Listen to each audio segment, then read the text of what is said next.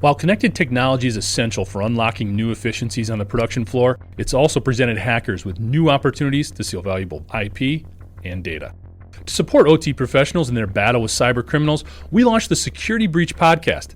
In each of our over 100 episodes, we've brought in cybersecurity specialists to provide valuable insights and break down critical topics. As a go-to podcast for our listeners, we want to help you align your brand with our expertise. By sponsoring our podcast, your brand will build trust, and your message will stand out to an audience searching for tools to assist their cybersecurity efforts. Secure your share in this rapidly growing segment by sponsoring Security Breach. Contact us today to learn more.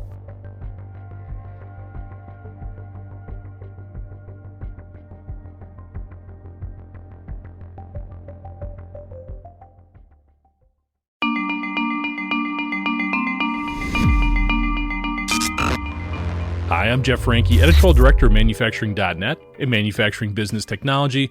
Welcome to Security Breach. You know, we talk a lot about change on Security Breach. Some of it's good, and obviously some of it makes us want to just tear our hair out. Well, today's episode, surprisingly, should go easy on the scalp. First, just a bit of housekeeping. We're switching the frequency of Security Breach from weekly to bi-weekly. The change is going to allow me to spend more time on each episode, which is going to translate to greater depth and expanded coverage on all the pressing topics of industrial cybersecurity. And remember, this is your podcast. Let me know your thoughts and feelings on the change and anything else you'd like to see on the show. The other positive change is simply a product of industrial cybersecurity's evolution. This episode will focus on the IOCONTROL malware strand recently detected by Noam, Moshe, and Claroty's Team 82. The malware is described as a custom-built IoT-OT strand created by the Iran-based hacktivist group, the Cyber Avengers. The malware targeted OT-IoT devices in Israel and the US. Moshe's team detected malware being used to attack IoT and SCADA/OT devices of various types, including IP cameras, routers, PLCs, HMIs, and firewalls. Typically, this is the part of the story that takes us down a dark and frustrating road, but as you'll hear, that's not necessarily the case this time. So, Noam, thank you so much for joining us today. I understand Claroty and Team 82 has come across a really scary strand of malware here. What can you tell us about IOCONTROL, what it's been up to, what its goals are, and hopefully how we can help defend against it a little bit? Yeah, very, very nice to meet you, Jeff. So we discovered IOCONTROL, which is a generic IoT and OT specific malware, which we can say is more a malware platform because it is not aimed at attacking solely one specific target, but instead it is a generic malware platform, allowing the attackers to modify it and build it and distribute to a wide set of different devices and different targets, which I think this is what makes it so interesting, because it is not a one-off or an opportunistic attacker, but instead we found the actual platform itself, which can be used and was used to attack a wide range of different devices and equipment. So we know it was developed in Iran, correct? Is this an open source? Is this something that's then being shared sort of across the globe for different people to pick up on? So it seems to be in Iran developed. Like you've said, it is Iran affiliated. It is not open source. This is a malware toolkit that was developed internally for their own use. However, I can tell you that one of the cool things in our finding at the end of our findings was that the attackers actually responded and said, "Hey, we are selling the malware kit." So that's when you know you did something right, when you actually get like some notice and some kind of a response from the associated attacking group. So maybe it will be open source if someone buys it. But yeah, it is not an out of the shelf. It does use some things that are out of shelf. However, it was a custom built platform. Okay. Is this a state-sponsored dynamic here, or is this an independent hacking group? What have we been able to learn there? So the associated attacking group that took responsibility and that was affiliated with the attack is Cyber Avengers. It is not a fully advanced APT.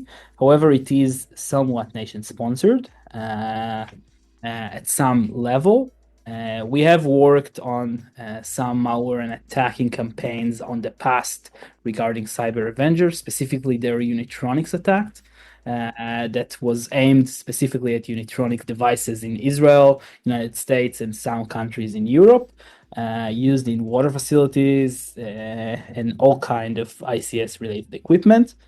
They are affiliated with Iran, like you've said, and it is their own one of their attacking campaigns where they target Israeli-made manufacturing devices located in Israel, located in the United States, and their goal is to basically gain foothold and increase their foothold, and of course cause some attacks on critical infrastructure.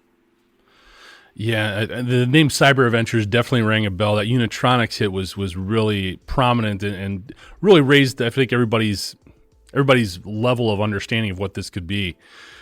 Do they have specific areas that they're targeting? Is this right now? Is it sort of across the board? I know when we look at IT, IoT, ICS, it gets very broad very quickly.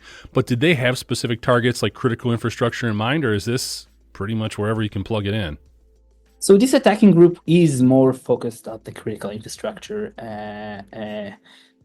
area. However, in this specific attack, we see a wide range of devices being attacked. So it comes from critical infrastructure like PLCs, HMIs from many different manufacturers. We did see some IT devices like firewalls, routers, even end equipment for users at home that were targeted, and many IoT devices like IP cameras, 4G routers. Basically, this attack complemented and basically chose to attack a wide range of equipment. However, once again, less of your equipment that you have at home, and instead more critical infrastructure and, of course, organization and companies. Now, I think one of the more interesting things that we see in this change from the Unitronics attack is the actual thought behind the attack. Because many times when we are talking about attackers in the critical infrastructure and ICS world, we are talking more about opportunistic attackers, meaning they somehow gain a foothold, gain the ability to get access and control something. So they attack it and do some kind of ransomware, DDoS, you name it. However, in this case, this was not it.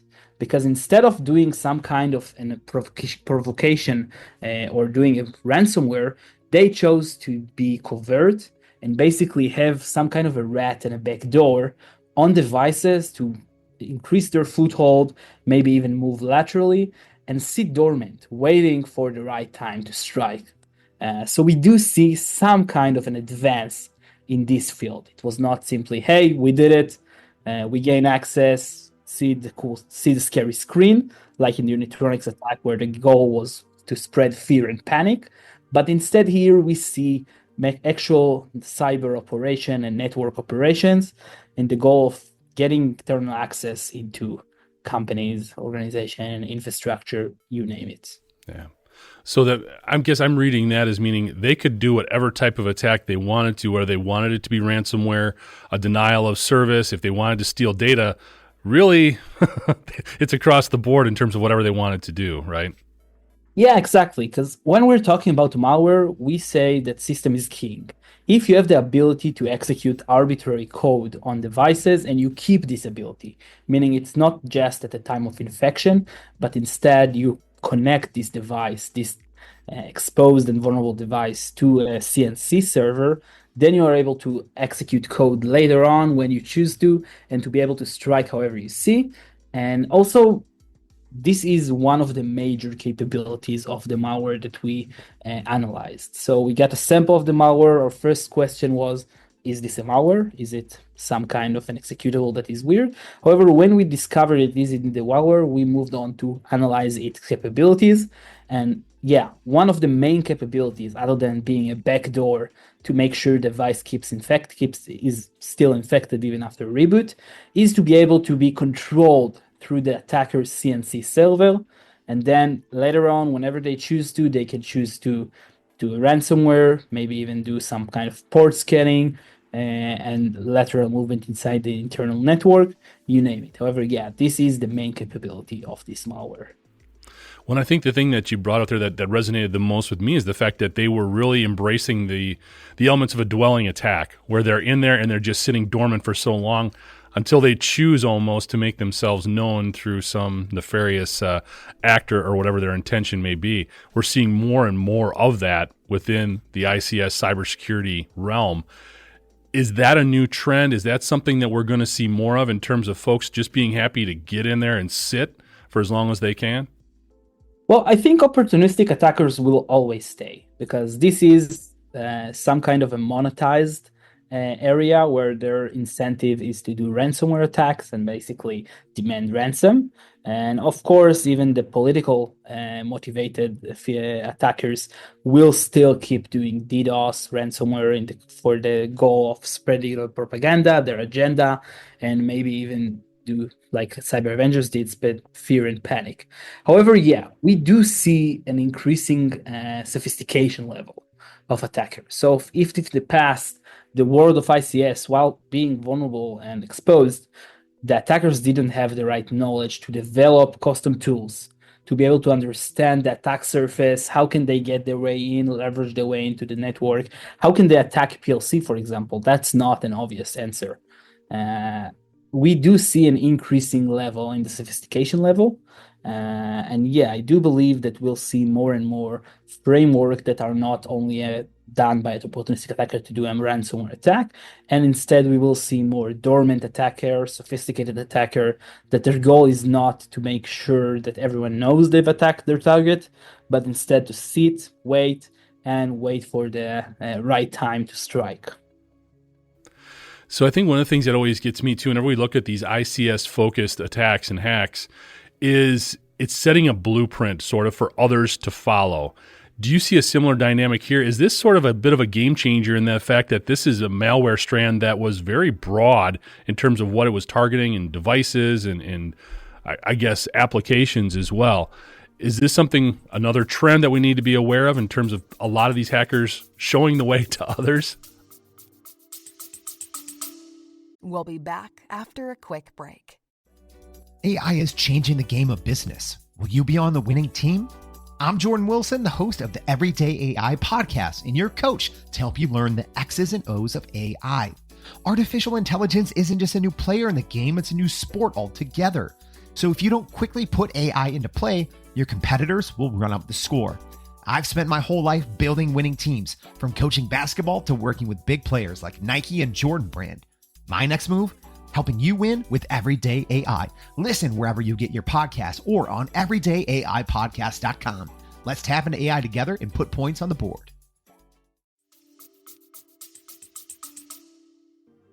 So, yes and no. I do think that this sets the bar a bit higher. And of course, in the world of security, it is a cat and mouse.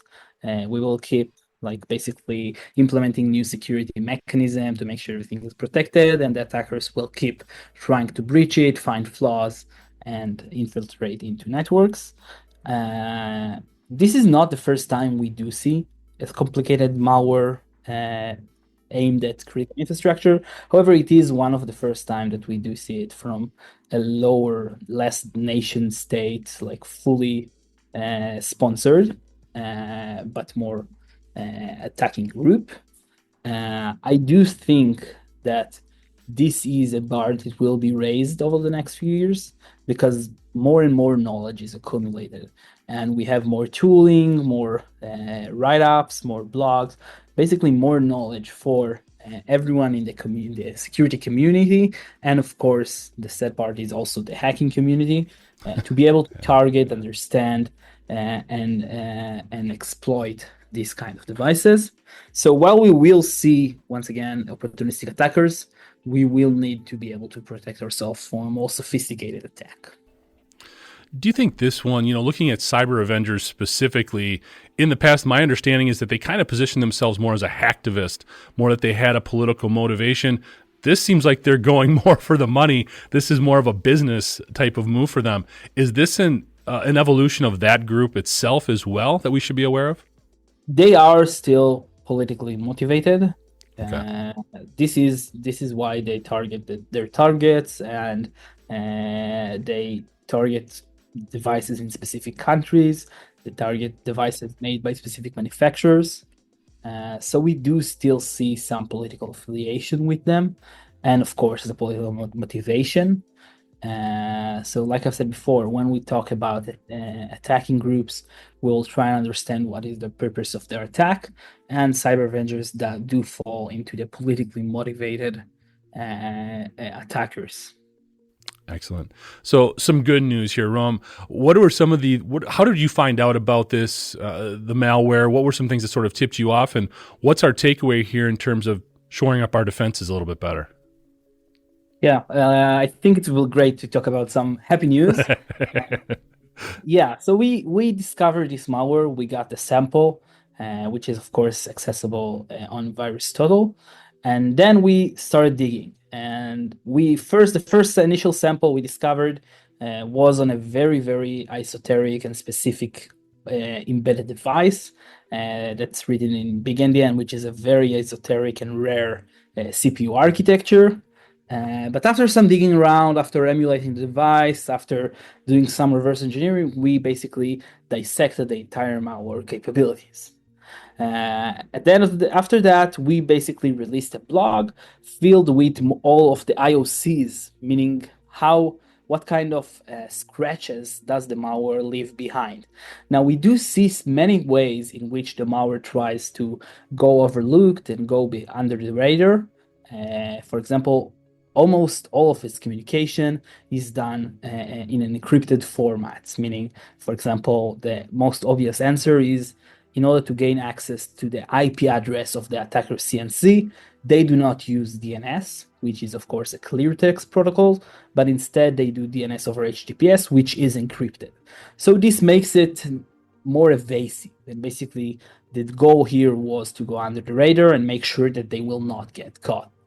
However, we did still find a very long list of IOCs, which are basically things that the malware leaves behind or does that could be used to identify it.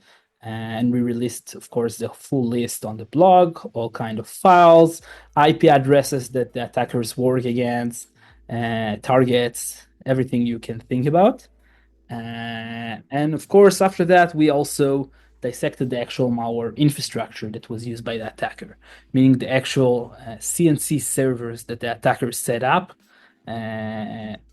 that was used to control all targeted devices. Now, I can tell you that this campaign is no longer running, at least not from its original infrastructure, because the domain used by the attackers was seized by the FBI, meaning currently any malware that was running the same version that attackers used will reach back into attack to FBI controlled servers.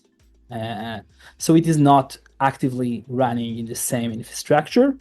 However, once again, we need to look at the different equipment and the common denominator between this equipment that was targeted. And many times we see internet exposed devices, meaning devices that open their ports and basically their gates to the world, telling hackers, hey, come, reach, feel free. And of course, devices using bad credentials, having 1 day's vulnerabilities. So once again, in order to make sure to stay protected, you do need to understand your exposure risk, your network exposure. And many times people don't know that their devices are exposed on the internet. So this is a very common scenario that you see internet exposed devices. Well, we'll definitely post a link to that blog in the notes for the episode so people can see everything that you guys found out. It's great to hear the FBI was involved and shut it down, thanks to your efforts as well. You know, you mentioned too earlier on in the conversation how there's been more communication amongst all the stakeholders in the industry, sharing information, letting them know when these types of events arise. Are there other things that we can be doing to help? We're always chasing the hackers, but are there things that we can be doing to, I don't know, share information better or do more things to stay involved so we can try to at least stay closer to them? So I think we do see an increase of security in the OT and ICS realm, because if you go way back, not even way back, even a few years back, you do see that the concern for security was not an issue. Like it goes back to the days where devices were not internet connected at all, not even not Ethernet connected even, but instead over serial. So everything was not exposed, and then we could have full trust in everything. However, because the actual tool set, the community evolve, and the devices evolve, we connect more and more devices to an Ethernet connection. And of course, we need to make sure they are secure. So I think one of the best thing that we see for the community is more and more researchers like what we do, however, many more, that take a look at different devices, different equipment, and basically try and identify vulnerabilities and issues in them and securely, responsibly disclose it to the vendor with the goal of just fixing the issues. This is actually my full-on day job, is to take a look at different equipment, mainly OT, medical, and some IoT, research it, reverse engineer it, try and understand how it works, and in the process, try and find vulnerabilities and uncover them. And then we basically build a whole report, build POCs, everything, and reach out to the vendor and tell them, hey, here is our research. Please take it. Please implement the fix. That's it. That's all we want, is to make sure that you have a fixed version.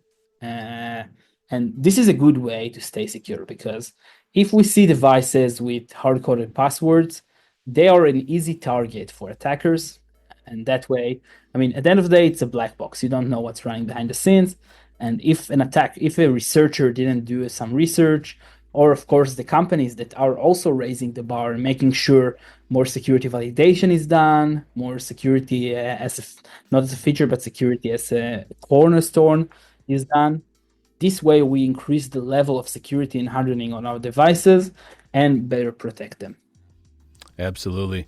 You know, there's some parallels to what Cyber Avengers did previously. You mentioned the Unitronics attack. In terms of, they took advantage of devices that are connected to the internet. I think there were still some admin passwords in the past that were being used that they were able to exploit. But getting back to that connective element, we're trying to leverage all this Internet of Things technology and use it for operational efficiencies, which is great. But in the process, and I know this is sort of a loaded question, are we over-connected? Do we have too much stuff connected to the internet and too visible in some ways? Or is it just being better at security? It's both. I mean, many times we have so many devices. If you go to a customer, they'll have so many OT, IoT, basically any kind of internet connected device. And many times if you ask them, hey, what is your inventory? What do you have? They'll miss 50% of it. So the visibility is the main issue here, because if we don't know that we have something in our network, we cannot protect it. And this is the first step, is to first know what you have. So I believe we see the world is going into a more connected way, and it is good, it is okay, and it's perfect. This is how it should be.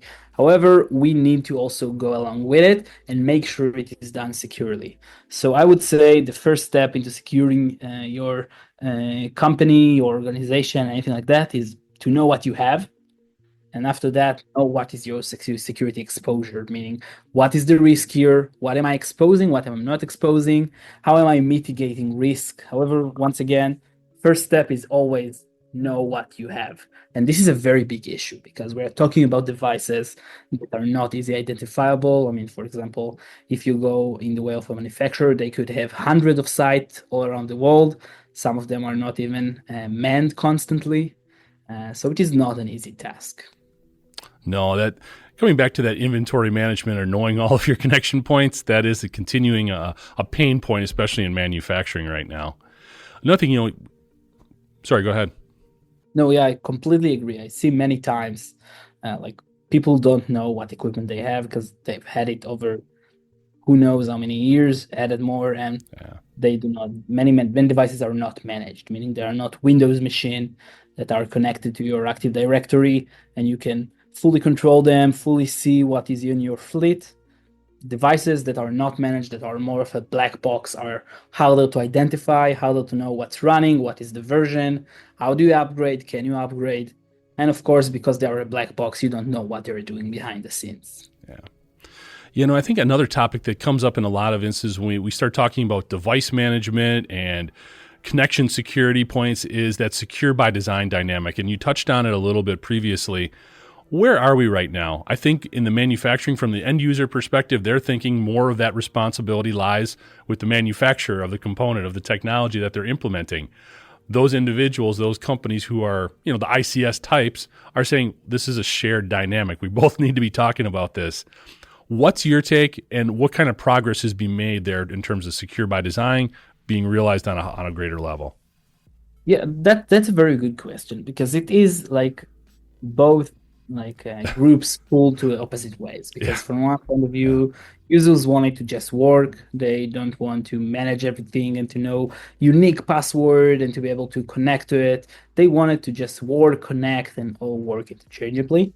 However, the world of secure by design is coming, and we do see more and more manufacturers that do put way more time, effort, money, development time into being secure out of the gate. However, once again, many devices are legacy. They need to be able to work with older devices. It's not like one day a big manufacturer can say, oh, from now on, just buy the new equipment that is secure by design. That's not actually feasible. So it is pointing to each other. However, we do see an increase of devices that are made more securely. We do see devices that are updated along the years to be able to be more secure. And we do see the community as a whole, both vendors and users, going into a way that is more secure. And I can tell, like, the big names, vendors that are more versed in the world of vulnerability management, and the way that they are basically implementing fixes to vulnerabilities discovered in their devices, they are always advancing in the world of security. And we do see I can tell that the OT environment is way more secure now than it was 5 years ago even. Yeah. No, it's great. I like how this conversation has started talking about this horrible threat, and we've morphed into a conversation about we're getting there, we're making progress, and there's a lot of positive movement here on the cybersecurity front. It's a great dynamic. And it is, and I think that's the reality. We do see an increase of security-minded people in both the vendors, both the organizations. And at the end of the day, like, everyone wants to be more secure, and we need to realize that sometimes it goes against easy usability. For example, you might need to set up passwords, PKI, stuff like that to make sure your devices are secure. However, this is an obvious answer, because otherwise you open a whole bag of worms, and like, you put so much risk on your device. Absolutely. I'd be curious, Noam, in your role, you see a lot of things going on. You talk about reverse engineering equipment, things like that. Are there any big trends that you're seeing that maybe we should be aware of? We've talked about some of the dwelling attacks and other things, how the hackers are evolving. Any other big trends that you're seeing right now? We talk a ton about AI and other things of that nature, but be curious to get your take. So I think, like, the world of OT ICS came a bit late to the world of security research, and it was not that common in the past. However, I can tell you that I have many friends that are security researchers, vulnerability researchers, that are putting more focus on this world and critical infrastructure, because at the end of the day, we are talking about devices and procedures that have clear physical consequences. So we do see a way to both more protect them and more attack them. And we do see more and more vendors even that do implement more modern architecture, more modern devices, and more modern security mechanisms. And we do see it increasing. So I think this whole field is basically going and reducing the distance between the whole security research in the IT realm, and I believe this is on the correct path. Thanks, Noam. And for more information on the work he and his colleagues are doing, you can check them out at claroty.com/team82. Also like to thank you for joining us today, and to catch up on past episodes, you can go to manufacturing.net, IEN.com, or mbtmag.com. You can also check Security Breach out wherever you get your podcasts, including Apple, Amazon, and Overcast. And if you have a cybersecurity story or topic that you'd like to have us explore on Security Breach, you can reach me at jeff@ien.com. For Noam Moshe, I'm Jeff Ranke, and this is Security Breach.